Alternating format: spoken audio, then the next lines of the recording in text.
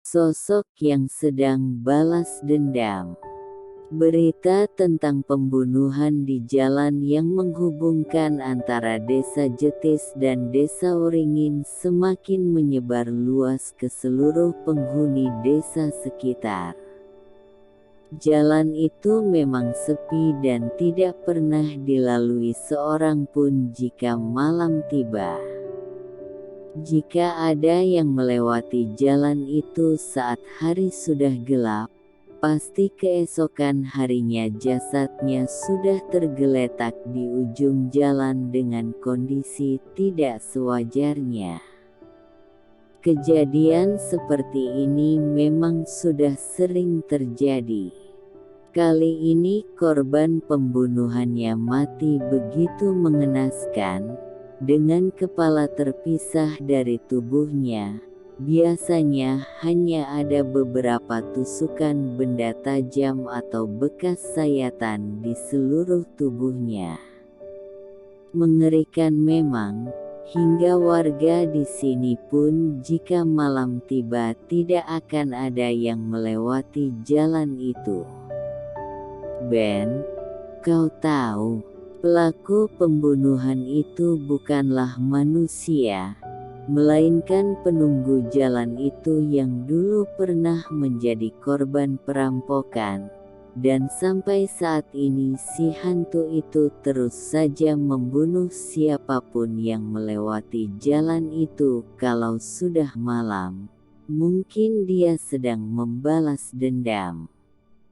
Ikal sahabatku bercerita sambil sesekali memegang lehernya yang terasa merinding.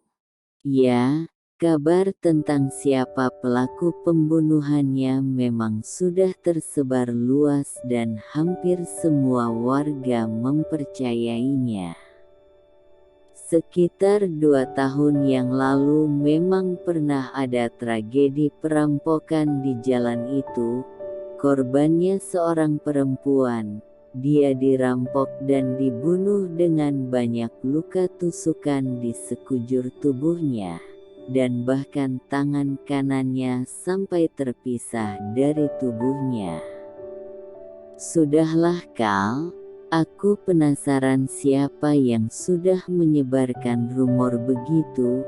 Aku bahkan tidak percaya jika aku belum melihatnya sendiri, barangkali itu memang perbuatan manusia. Aku bahkan rasanya tidak percaya dengan berita itu. Jelas-jelas itu perbuatan makhluk goib Ben. Mbah Parja yang merupakan orang pintar di desa ini pun bilang kalau itu perbuatan penunggu jalan itu, makanya warga di sini percaya dan tidak ada yang berani melewati jalan itu jika malam tiba. Jelas Ikal dengan nada suaranya agak meninggi. Mungkin dia agak kesal kepadaku karena dari dulu hanya aku yang tidak percaya dengan mitos itu. Jika siang aku sering melewati jalan itu, tapi memang aku tidak pernah melewati ketika malam tiba. Sebagian orang pasti akan memilih memutari desa lain jika ingin ke desa seberang daripada harus melewati jalan itu, dan hingga kini walau siang pun jalan itu menjadi sepi. Kal, aku mau pulang dulu, ini sudah jam 4 sore. Rumah Ikal memang berada di Desa Jetis, sedangkan rumahku berada di Desa Waringin. Sebenarnya jarak rumah kami dekat, hanya terpaut jarak kurang lebih 500 meter saja jika melewati jalan mistis itu. Tapi jika harus memutar lewat desa lain menghindari jalan itu, jaraknya menjadi kurang lebih 1,5 km. Ya, ini sudah sore Ben, tapi ingat jangan lewat jalan itu. Ikal mengingatkanku, tapi aku memang berniat akan melewati jalan itu. Toh ini masih sore, masih ada beberapa jam lagi hingga malam tiba, dan aku perkirakan tidak akan sampai 30 menit untuk sampai rumah. Masih jam 4 Kal, kau tenang saja. Jawabku, Benny, ku bilang jangan. Ucapnya lagi. Kemudian aku hanya tersenyum menanggapinya sambil berjalan pulang.